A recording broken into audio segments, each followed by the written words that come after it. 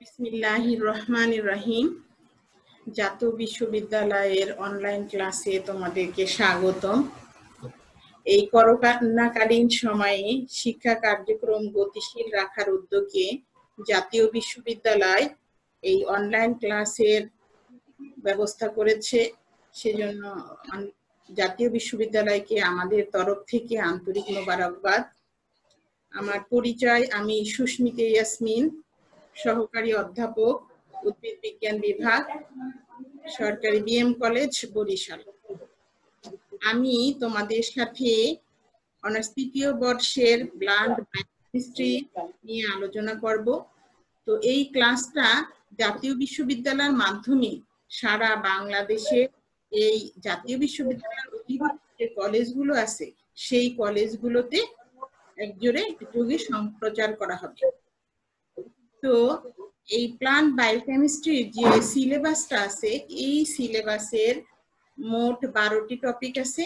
এই 12টি টপিককে আমি 15টি ক্লাসের মাধ্যমে তোমাদের সাথে আলোচনা করব, ক্লাস নেব, যাতে তোমরা এই কোর্সটাকে সম্পূর্ণরূপে আবার নতুন করে শিখতে পারো, সেই ব্যবস্থা করা হয়েছে। তো তোমাদের এই ক্লাসের প্রথম যে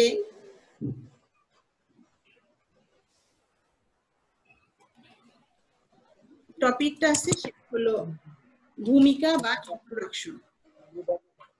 এই বায়োকেমিস্ট্রি করার ক্লাসের সময় তোমাদের প্রথম যে কাজটা করতে হবে সেটা হলো একটা খাতা এবং একটা কলম নিয়ে বসতে হবে, এবং এই খাতা কলম দিয়ে যতটুকু তোমাদের কাছে, যদিও লেকচারটা থাকবে, তারপরও এখানে আমরা বিভিন্ন ধরনের সংকেত শিখবো, বিভিন্ন ধরনের বন্ধনী শিখবো, যেগুলো সকল তথ্য আসলে স্লাইডে দেওয়া সম্ভব নয়। তো অবশ্যই তোমরা এই বায়োকেমিস্ট্রি ক্লাসের সময় একটা খাতা কলম নিয়ে বসবে এবং আমি যা বলবো তা মোটামুটি লেখার চেষ্টা করবে। তো তোমরা সবাই কেমন আছো বলো? শোনা যাচ্ছে আমার কথা?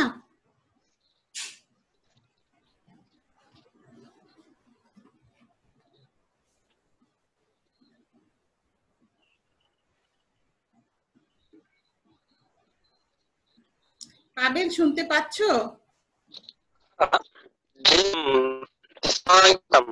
ওয়ালাইকুম আসসালাম।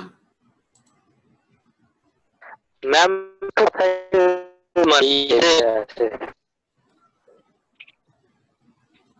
আচ্ছা, ঠিক আছে, তোমরা থাকো এবং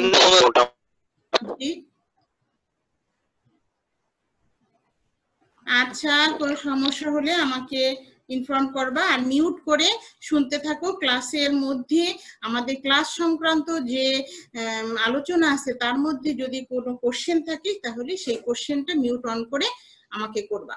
তো প্রথমে আসে এই অধ্যায়ে আমরা যে বিষয়গুলো নিয়ে আলোচনা করব তা হলো বায়োকেমিস্ট্রির একটা সাধারণ আলোচনা রাখবো, যেখানে বায়োকেমিস্ট্রি কি, কেন, এই বিষয়টা। আর আরেকটা বিষয় হলো যে উদ্ভিদ দেহের জৈব রাসায়নিক যে পদার্থ পাওয়া যায় সেই পদার্থগুলোর নাম, প্রকৃতি ও বিস্তার, এই দুইটা বিষয় নিয়ে আমরা আলোচনা করব। প্রথমে আসো প্রাথমিক আলোচনা। প্রাথমিক আলোচনায় আমাদের আসলে বায়োকেমিস্ট্রি কেন আমরা পড়বো, অথবা আমরা সেকেন্ড ইয়ার পর্যন্ত নন মেজর কেমিস্ট্রি পড়ে আসছি, তারপরে উদ্ভিদ বিজ্ঞানে কেন কেমিস্ট্রি? কারণ হলো উদ্ভিদ একটা জীব, এই জীবের মধ্যে বিভিন্ন ধরনের রাসায়নিক বিক্রিয়া সর্বদাই সংঘটিত হতে থাকে। তো এই রাসায়নিক বিক্রিয়াগুলো যে কিভাবে হয় না হয়, কি পদার্থ উৎপন্ন হয়, সেইগুলোই মূলত বায়োকেমিস্ট্রির আলোচ্য বিষয়। তো এখন আসো দেখে উদ্ভিদের কিছু বৈশিষ্ট্য নিয়ে আলোচনা করি। উদ্ভিদের প্রধান দুইটা বৈশিষ্ট্য, বিশেষ বৈশিষ্ট্য, যা সাধারণত আমরা আলোচনা করি না, সেরকম দুইটা বৈশিষ্ট্যের কথা আমি আজকে বলবো। প্রথম বৈশিষ্ট্য হলো এটা সবুজ, এরা ক্লোরোফিল আছে, খাদ্য তৈরি করতে পারে। এই বৈশিষ্ট্যটা আমরা ভালোভাবে জানি, কিন্তু খাদ্য তৈরি করার জন্য যে কার্বন ডাই অক্সাইড এবং পানি, অর্থাৎ কার্বন, হাইড্রোজেন এবং অক্সিজেন, এই জিনিসগুলো থাকা সত্ত্বেও কেন মানুষ বা প্রাণীরা এই থেকে খাদ্য তৈরি করতে পারে না এবং উদ্ভিদ কেন পারে? উদ্ভিদ পারে এই জন্য যে এই যে অজৈব উপাদানগুলো আছে, অর্থাৎ carbon, hydrogen, oxygen, nitrogen, phosphorus, এরকম 10টা আছে কি বৃহৎ মানে ম্যাক্রোনু, এবং 6টা আছে মাইক্রোনু। মোট 16টা আমাদের পুষ্টি উপাদান। এই 16টা পুষ্টি উপাদানকে কেবলমাত্র উদ্ভিদই ব্যবহার করতে পারে। তাহলে আমি আবার বলছি যে এই যে অজৈব উপাদানগুলো আছে, এই অজৈব উপাদানগুলো কেবলমাত্র উদ্ভিদ ব্যবহার করে খাদ্য প্রস্তুত করতে পারে, কিন্তু জীব তা পারে না। এখন এই বায়োকেমিস্ট্রিতে এই যে অজৈব উপাদান থেকে যে রাসায়নিক প্রক্রিয়ার মাধ্যমে আবার সরল এবং জটিল বিভিন্ন ধরনের জৈব রাসায়নিক পদার্থ উৎপন্ন হয়, এই যে উৎপন্ন হওয়ার প্রক্রিয়াটা ধারাবাহিকভাবে একটা কোষ অথবা একটা জীবন্ত উদ্ভিদে অনর্গলভাবে চলতে থাকে।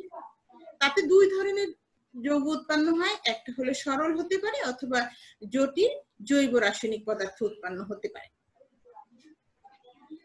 তো এই যে জৈব রাসায়নিক পদার্থ উৎপন্ন হয়, তাহলে আমাদের বায়োকেমিস্ট্রিতে আলোচ্য বিষয়টা হবে কি? আলোচ্য বিষয় হবে উদ্ভিদ দেহে যে সকল জৈব রাসায়নিক পদার্থ উৎপন্ন হয় বা রয়েছে তারা কিভাবে নিষ্কাশন করা যায়, শনাক্তকরণ করা যায়, জৈব বিশ্লেষণ অথবা জৈব সংশ্লেষণ কিভাবে করা হয় তার আলোচনা, পর্যালোচনা ও গবেষণা করাই হলো বায়োকেমিস্ট্রি। এখন এই বায়োকেমিস্ট্রির তাহলে আমি সংক্ষেপে যদি বলি যে বায়োকেমিস্ট্রির প্রতিপাদ্য বিষয় হলো কি, উদ্ভিদ দেহে যে সকল রাসায়নিক কার্যাদি সংগঠিত হয় সেই সকল রাসায়নিক প্রক্রিয়াগুলোর ব্যাখ্যাই হলো বায়োকেমিস্ট্রি, অর্থাৎ রাসায়নিক বিক্রিয়াগুলোর ব্যাখ্যা দেয় বায়োকেমিস্ট্রি। তো এই আমাদের প্রাথমিক ধারণা। জার্মান বিজ্ঞানী কার্ল আলেকজান্ডার নেইবার্গ 1903 সালে সর্বপ্রথম বায়োকেমিস্ট্রি শব্দটা ব্যবহার করেন। উনি বায়োকেমিস্ট্রির উপরে ব্যাপক অবদান রেখেছেন বিধায় ওনাকে বায়োকেমিস্ট্রির জনক বলা হয়।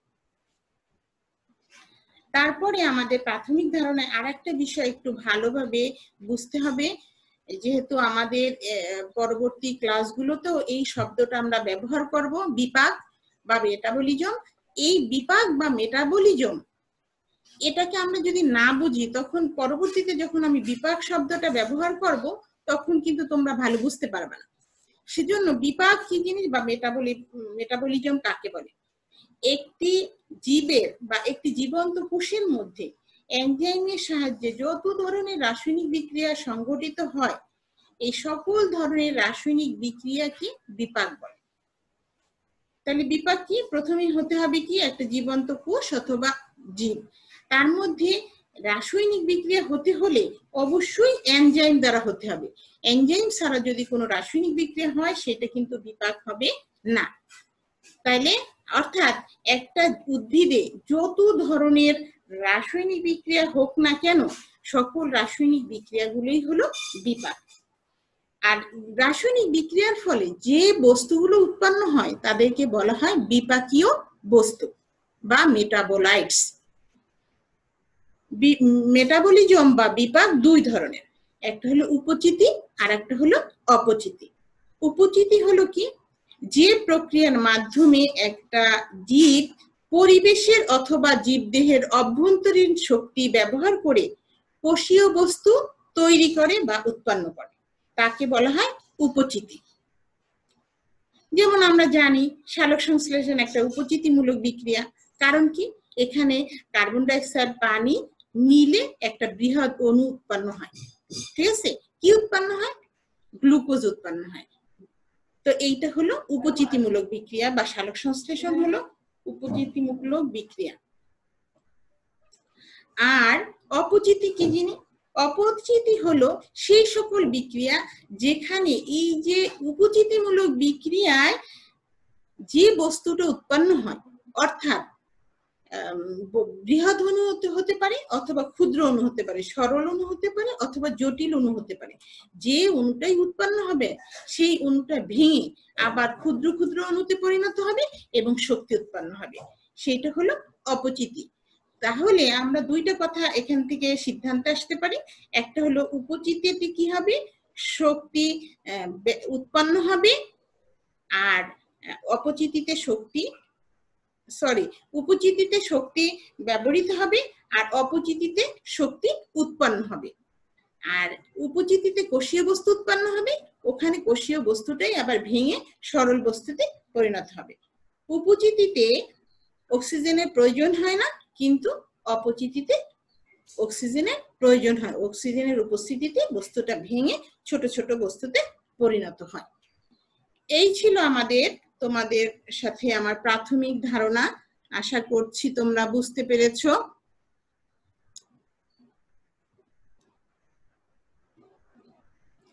পরবর্তী স্লাইডে যেটা আমরা আলোচনা করব সেটা হলো উদ্ভিদ দেহে যে সকল জৈব রাসায়নিক পদার্থ পাওয়া যায় সেই পদার্থগুলোর নাম, প্রকৃতি ও বিস্তার। উদ্ভিদ দেহে প্রাপ্ত প্রধান 10টি জৈব রাসায়নিক পদার্থ হচ্ছে শর্করা, amino acid, protein, enzyme, lipid, nucleic acid, terpenoids, রঞ্জক পদার্থ, ভিটামিন ও অ্যালকালয়েডস। এগুলো হলো প্রধান 10টি। এছাড়াও যে সকল পদার্থ পাওয়া যায় তা হচ্ছে উদ্ভিদ হরমোন, জৈব অ্যাসিড, ফেনোলিক যৌগ এবং গ্লাইকোসাইডস ইত্যাদি। আমরা এই যে প্রধান 10টা রাসায়নিক পদার্থ আছে এদের নাম, প্রকৃতি এবং বিস্তার সম্পর্কে আলোচনা করব। এবং এই বিস্তার সম্পর্কে আলোচনা করতে গিয়ে আমাদের সংক্ষিপ্ত আলোচনা হবে, কারণ আমরা জানি যে এদেরকে নিয়েই আমাদের আবার প্রত্যেকটা এক একটা চ্যাপ্টার, বড় বড় চ্যাপ্টার আছে, যেমন শর্করার একটা চ্যাপ্টার আছে, তারপরে অ্যামাইনো অ্যাসিডের একটা চ্যাপ্টার আছে, প্রোটিনের একটা চ্যাপ্টার আছে। তো আমরা এইখানে শুধুই নাম, সংজ্ঞা, বিস্তার, প্রাথমিক যে ধারণাটা সেই ধারণাটা এখান থেকে আমরা লাভ করব। তাহলে প্রথমটা আসে শর্করা। শর্করা হলো কি? শর্করা প্রধানত কার্বন, হাইড্রোজেন এবং অক্সিজেন দ্বারা গঠিত হবে। এই কার্বন, হাইড্রোজেন, অক্সিজেন দ্বারা গঠিত অসংখ্য কার্বক্সিল মূলক যুক্ত এলডিহাইড বা কিটোন জাতীয় পদার্থ অথবা এদেরকে হাইড্রোলাইসিস করলে যে ধরনের পদার্থ পাওয়া যাবে তাই শর্করা। তাহলে শর্করা হবে কি? শর্করার বৈশিষ্ট্য হবে কার্বন, হাইড্রোজেন এবং অক্সিজেন দ্বারা গঠিত হবে। এখানে অসংখ্য হাইড্রোক্সিল গ্রুপ থাকবে, সাথে একটা এলডিহাইড গ্রুপ অথবা একটা গ্রুপ কিটোন গ্রুপ থাকতেই হবে। যদি এলডিহাইড গ্রুপ অথবা কিটোন গ্রুপ না থাকে তাহলে কিন্তু শর্করা হবে না। আর এই যে কার্বন, হাইড্রোজেন এবং অক্সিজেনের কথা বলেছি, এই কার্বন, হাইড্রোজেন এবং অক্সিজেনের অনুপাত হবে 1:2:1। এর এম্পিরিক্যাল ফর্মুলাটা দেখো কিভাবে দেয়া আছে। এখানে যে ব্র্যাকেট দিয়ে সি, ওই যে একটা থাকার কথা কার্বন, হাইড্রোজেন দুইটা থাকার কথা দুইটা, এবং অক্সিজেন একটা থাকার কথা একটা, এবং ব্র্যাকেটে এম দিয়ে দেখিয়েছি। এর মানে হলো যে অসংখ্য এই মূলকটা দ্বারা এই শর্করা গঠিত। উদাহরণ হিসেবে আমরা গ্লুকোজ দেখিয়েছি এবং একটা গ্লুকোজ গাঠনিক সংকেত রয়েছে। তারপরে এই কোন কোন ক্ষেত্রে দেখা যায় যে এই কার্বন, হাইড্রোজেন, অক্সিজেনের অনুপাত 1:2:1 নাও হতে পারে। যেমন আমরা জানি একটা উদাহরণ আছে যে ডিএনএ এর যে সুগারটা আছে ডিঅক্সিরাইবোজ, এখানে কিন্তু একটা অক্সিজেন কম আছে, অর্থাৎ এখানে 5 কার্বন বিশিষ্ট এই যৌগটি, এখানে 5টি আছে কার্বন, 4টি আছে অক্সিজেন আর 5টি আছে 10টি আছে হাইড্রোজেন। তো এইখানে হাইড্রোজেনের থাকার কথা 10টি আছে, কার্বনের থাকার কথা 5টি আছে, কিন্তু অক্সিজেন থাকার কথা 5টি, সেখানে আছে 4টি, অর্থাৎ একটা অক্সিজেনের ঘাটতি আছে। এই দুষ্টামি কে করে? এখানে দাগাদাগি করে কে? এটা বন্ধ করো, এটা ক্লাস চলতেছে, জাতীয় বিশ্ববিদ্যালয়ের ক্লাস। এটা কিন্তু আমার স্লাইডে দেখা যাচ্ছে কে করে, পানিশমেন্ট হবে কিন্তু। আচ্ছা, বিস্তারটা দেখি আমরা। বিস্তার হলো সমস্ত উদ্ভিদ দেহে কার্বন যুক্ত এই শর্করা পাওয়া যায়। শর্করা হলো উদ্ভিদ দেহের কঙ্কাল বলা হয়। কঙ্কাল হলো একটা দেহের কাঠামো, তো শর্করাও হলো উদ্ভিদ দেহের কাঠামো। উদ্ভিদ দেহকে যদি শুষ্ক ওজন করা হয় তাতে প্রায় 50 থেকে 80% শর্করা। শর্করা উদ্ভিদ দেহের শক্তি যোগায় এবং অন্যান্য বিপাকীয় কাজে ব্যবহৃত হয়। এরপরে যে যৌগটা আছে সেটা হলো অ্যামাইনো অ্যাসিড। অ্যামাইনো অ্যাসিড অম্লীয় এবং ক্ষারীয় মূলক যুক্ত নাইট্রোজেন যৌগ। এই নাইট্রোজেন যৌগটা কি বলা হয়? Amino acid. অ্যামাইনো অ্যাসিডের সংকেতটা দেখো, সাধারণ একটা সংকেত দেয়া আছে এখানে। এই সংকেতটার মধ্যে দেখো কি আছে, একটা অ্যামিনো মূলক আছে এই যে, আর একটা কার্বক্সিল মূলক আছে, আর সাথে একটা হাইড্রোজেন আছে। এই অংশটুকু হলো একটা অ্যামাইনো অ্যাসিডের জেনারেল অংশ, সাধারণ অংশ, এটা থাকতেই হবে। সাথে একটা আর দেয়া আছে। এই আর এর বিষয়টা কি হতে পারে? আর একটা হাইড্রোজেন হতে পারে, একটা এলিফ্যাটিক মূলক হতে পারে, একটা অ্যারোমেটিক মূলক হতে পারে, অথবা অন্য কোনো যৌগ মূলকও হতে পারে। ঠিক আছে? তাহলে আমরা একটা অ্যামাইনো অ্যাসিডের যদি সংকেত লিখি, তাহলে এখানে আমরা অবশ্যই একটা অ্যামিনো মূলক, একটা কার্বক্সিল মূলক এবং একটা হাইড্রোজেন থাকবে। সাথে আর এ আমরা পরিবর্তন করতে পারবো। তো আমরা দেখি কি যে এই কার্বনের সাথে যে অ্যামিনো মূলকটা বা ক্ষারীয় মূলকটা আছে, এই ক্ষারীয় মূলকটা সর্বদাই আলফা কার্বনের সাথে থাকবে। আলফা কার্বন কি? আলফা কার্বন হলো কার্বক্সিল মূলক সংলগ্ন যে কার্বনটা আছে, সেই কার্বনটা হলো আলফা কার্বন। আবার বলতেছি, আলফা কার্বন হলো কার্বক্সিল মূলক সংলগ্ন যে কার্বন আছে, সেই কার্বনটাকে বলা হয় আলফা কার্বন। আলফা কার্বনের সাথেই কেবলমাত্র অ্যামিনো মূলকটা সংযুক্ত থাকবে। এবং এছাড়া দেখা যায় যে আর এর সাথেও কার্বক্সিল মূলক থাকতে পারে, না অ্যামিনো মূলক থাকতে পারে, কিন্তু জেনারেল যে অংশটুকু সেটা সর্বদাই এই আলফা কার্বনের সাথে সংযুক্ত থাকবে। তো দেখো পরের স্লাইডে আমি ওই কথাটাই লিখেছি যে অ্যামাইনো অ্যাসিডের ক্ষারীয় যে মূলকটি আছে, এই মূলকটি আলফা কার্বনের সাথে সংযুক্ত থাকবে। তো বিস্তারটা দেখি আমরা কোথায় কোথায় অ্যামাইনো অ্যাসিড পাওয়া যায়। অ্যামাইনো অ্যাসিড মূলত উদ্ভিদ দেহে মুক্ত অবস্থায় অবস্থান করে। উদ্ভিদ দেহে এ যাবৎ প্রায় 200 পরিমাণ অ্যামাইনো অ্যাসিড পাওয়া গিয়েছে।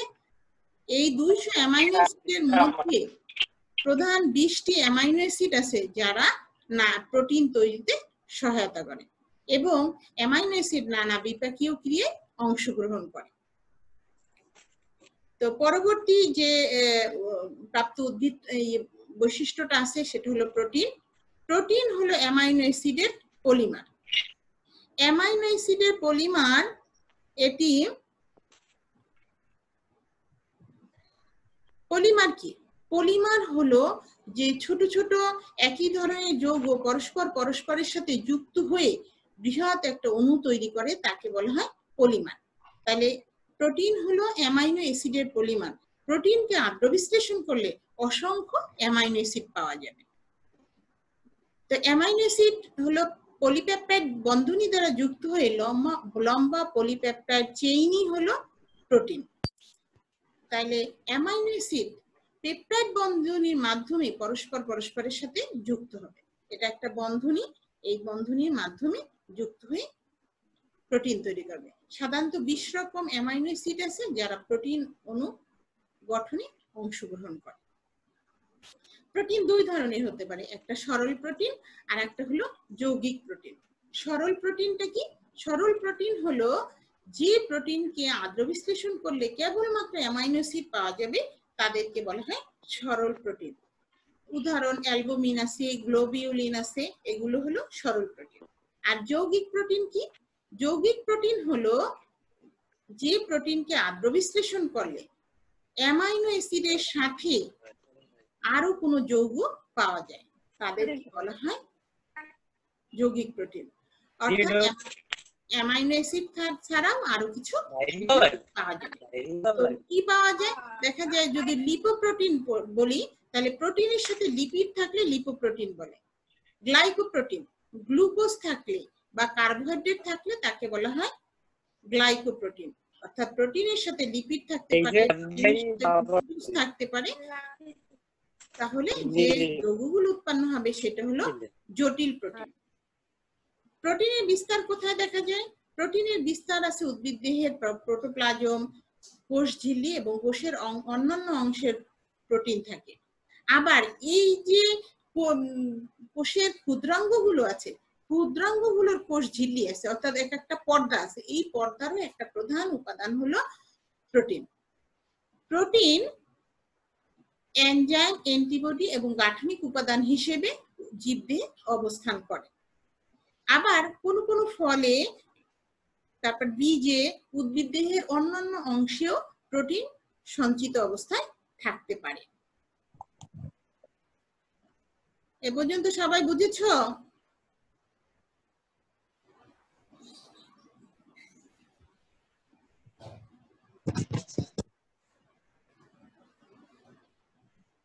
আচ্ছা, এরপরে আসো এনজাইম।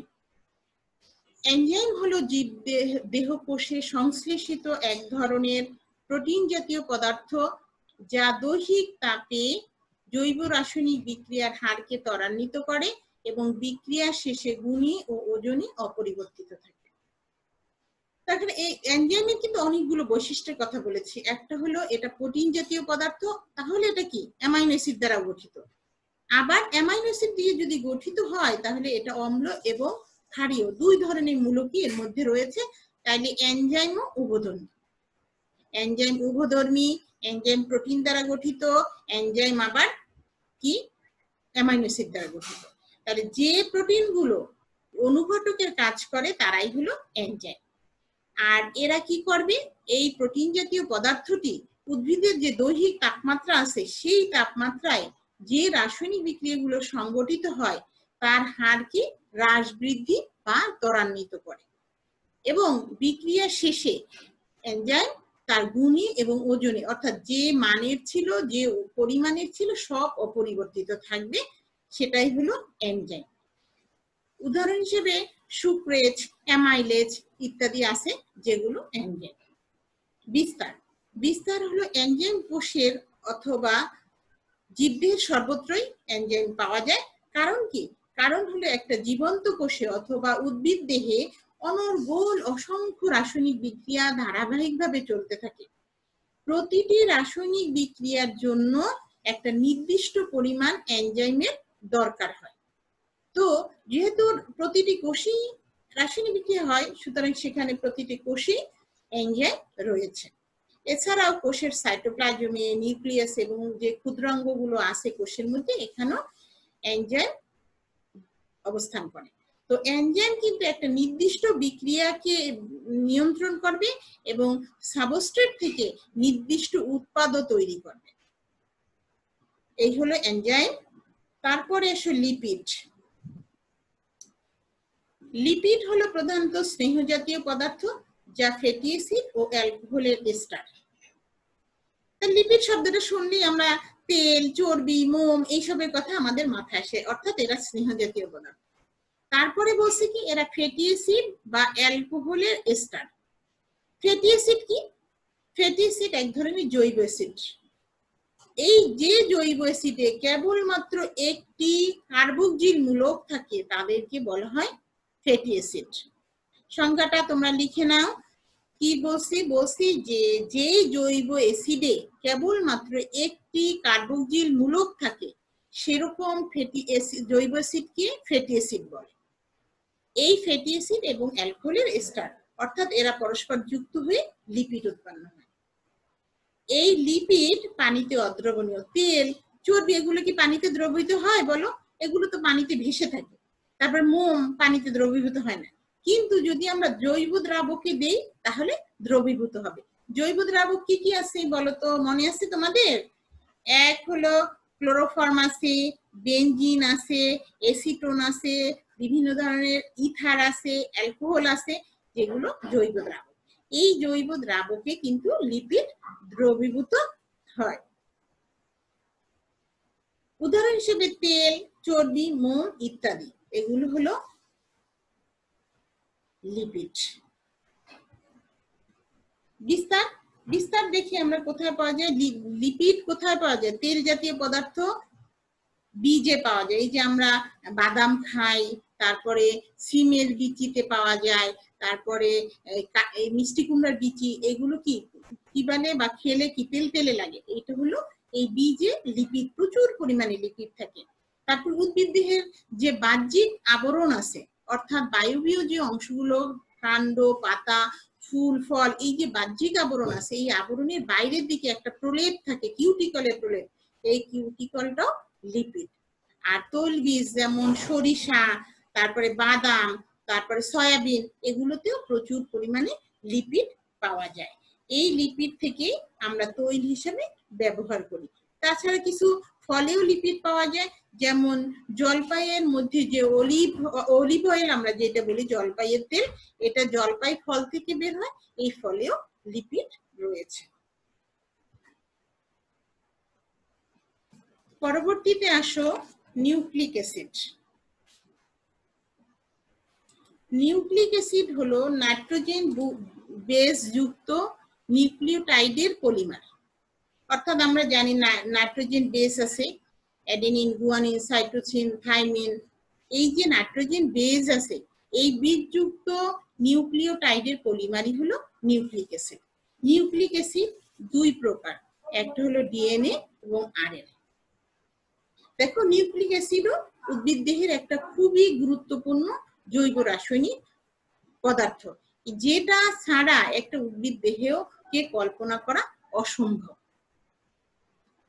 তো এই ডিএনএ আরএনএ সম্পর্কে একটু বলি, যে আসলে এটা কি করে। ডিএনএ হলো বংশগতির ধারক বাহক। ডিএনএ দ্বিসূত্রক পেঁচানো ম্যাক্রোনু, অর্থাৎ বৃহৎ অণু। এই ডিএনএ বংশগতির ধারক বাহক হিসেবে কাজ করে, যা নাইট্রোজেন বেস যুক্ত। আর আরএনএ হলো একসূত্রক, রৈখিক অথবা অংশবিশেষ পেঁচানো। কিছু অংশ থাকে রেখা আকারে থাকতে পারে, অথবা পেঁচানো আকারেও থাকতে পারে। এখানে এই যে প্রোটিন আছে, প্রোটিন সংশ্লেষণে আরএনএ খুবই গুরুত্বপূর্ণ ভূমিকা পালন করে। ওই যে তোমরা জানো বিভিন্ন রকমের আরএনএ আছে, Messenger RNA, tRNA, mRNA, rRNA. এই যে মেসেঞ্জার আরএনএটা এই প্রোটিন সংশ্লেষণে খুবই গুরুত্বপূর্ণ ভূমিকা পালন করে। তারপর এসব বিস্তার, নিউক্লিক অ্যাসিড কোথায় পাওয়া যায়? নিউক্লিক অ্যাসিড প্রতিটি সজীব কোষেই পাওয়া যায়, কারণ কোষের একটা অংশ হলো নিউক্লিয়াস। নিউক্লিয়াসের মধ্যে কি আছে? ক্রোমোজোম আছে, আর ক্রোমোজোমের প্রধান উপাদানই হলো ডিএনএ। প্রকৃত কোষের ক্রোমোজোমের প্রধান গাঠনিক উপাদানই হলো ডিএনএ। আদি কোষেও ডিএনএ পাওয়া যায়, কিন্তু কোথায় পাওয়া যায়? সাইটোপ্লাজমে মুক্ত অবস্থায় ছড়ানো ছিটানো থাকে ডিএনএটা, ঠিক আছে। আর আরএনএ সাধারণত সাইটোপ্লাজমেই থাকে। আবার দেখো আরো কোথায় কোথায় পাওয়া যায়, ওই যে ইয়ে আছে, ডিএনএ ভাইরাস আছে, আরএনএ ভাইরাস আছে। ডিএনএ ভাইরাসে ডিএনএ পাওয়া যায়, আরএনএ ভাইরাসে আরএনএ পাওয়া যায়। আর বর্তমানে দেখা যাচ্ছে যে মাইটোকন্ড্রিয়া এবং ক্লোরোপ্লাস্টের মধ্যেও ক্ষুদ্র ক্ষুদ্র ডিএনএ এবং আরএনএ অংশ পাওয়া যায়। তো এই ছিল নিউক্লিক অ্যাসিড।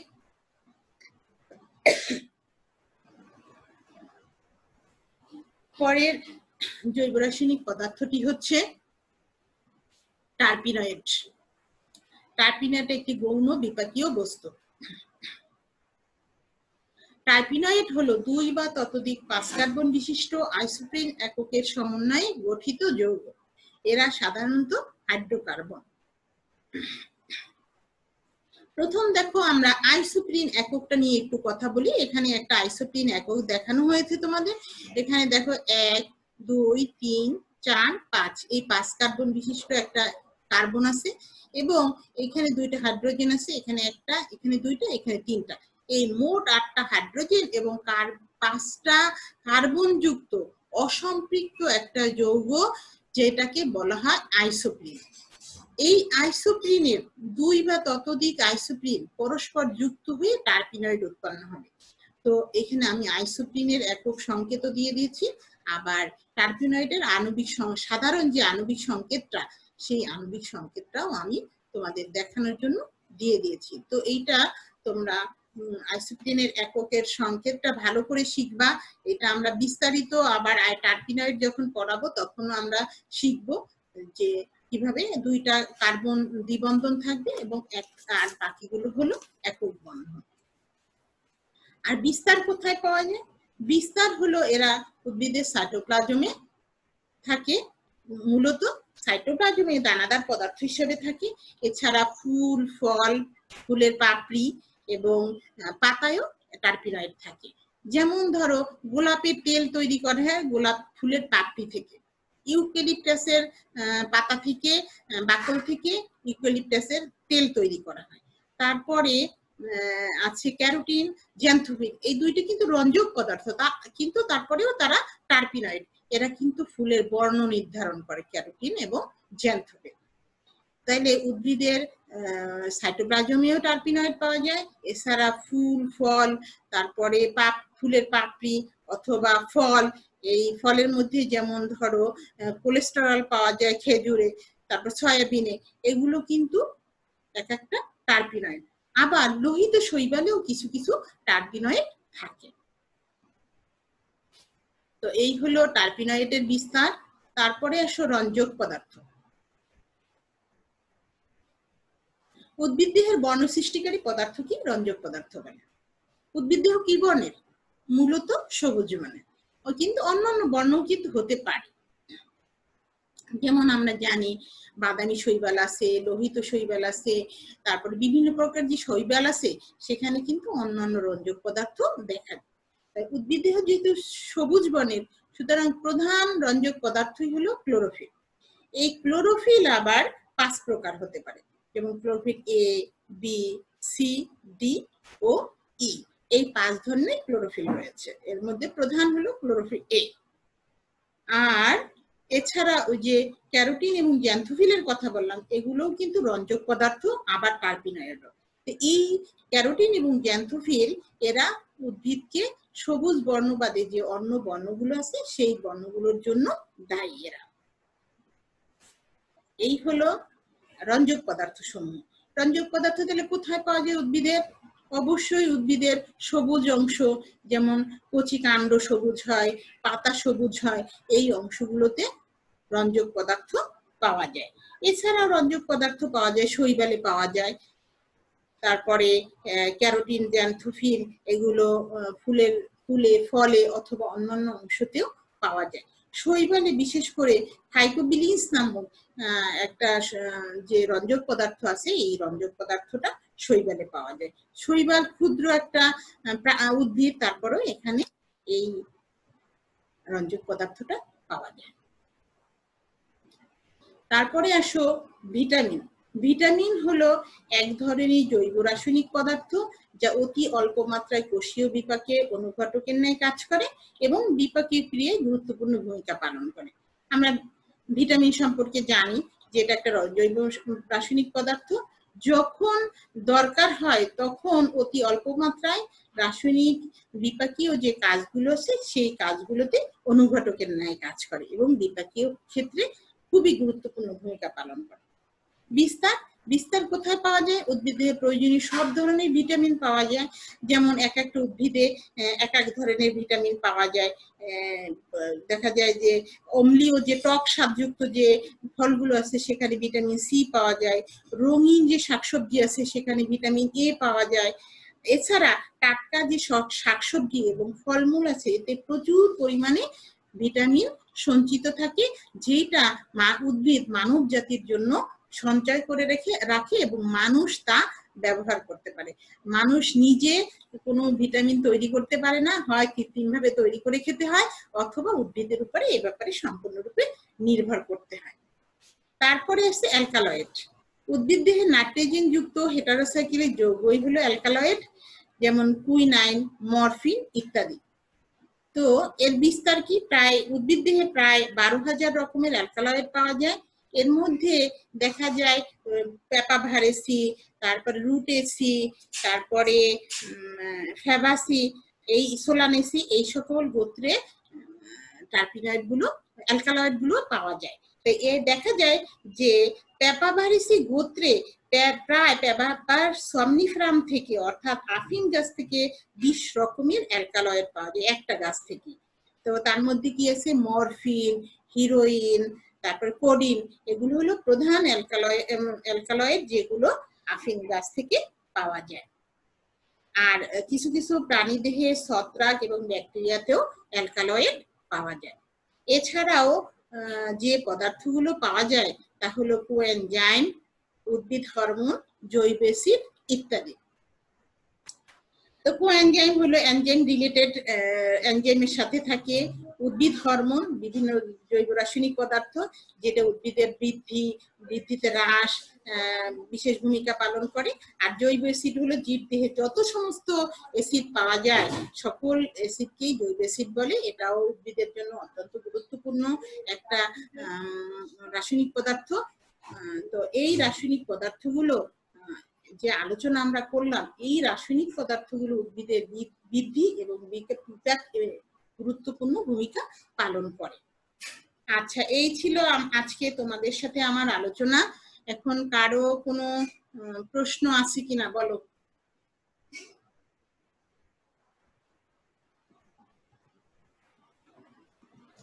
কারো যদি কোনো, জোহরা, সুরাইয়া, তোমাদের যদি কোনো প্রশ্ন থাকে এই আজকের যে আলোচনা, সেই আলোচনায় যদি কোনো প্রশ্ন থাকে তাহলে আমাকে এই আলোচনা সংক্রান্ত প্রশ্ন করতে পারো।